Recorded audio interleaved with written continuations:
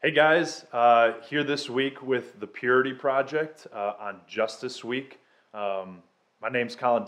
I'm an intern on staff with Athletes in Action, working alongside crew here on campus. And man, it's been a great week with Justice Week. Maybe you guys have checked out some of the things that have been going on. Maybe you checked out Nefarious. Maybe you had a chance to come out on Thursday night and hear our talk at Crew about justice. And we're glad that you're here in Justice Week and getting to hear a justice perspective about our sexual brokenness and sexual purity here with the Purity Project. First of all, I just want to take a second and commend and even eventually offer a call to you guys as we just encourage you in this walk that you guys are taking.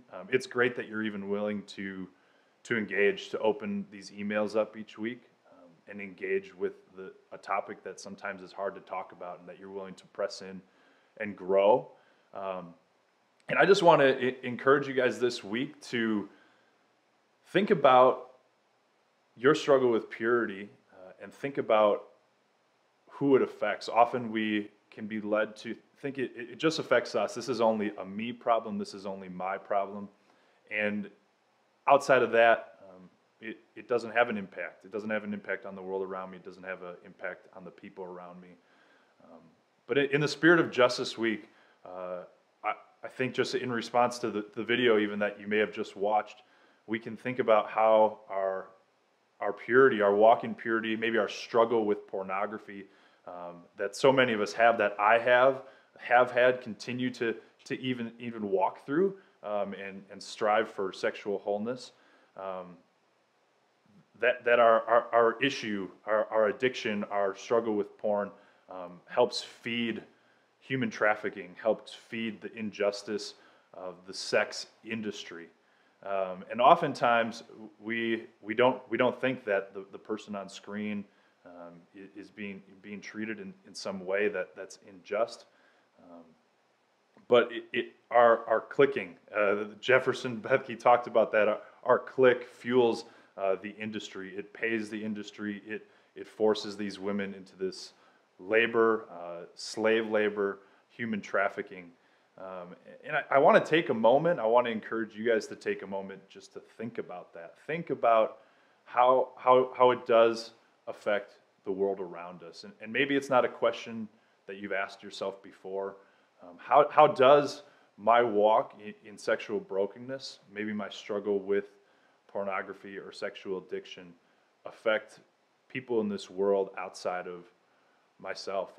And just maybe something that you can think about doing, maybe an action step you can take is begin the conversation.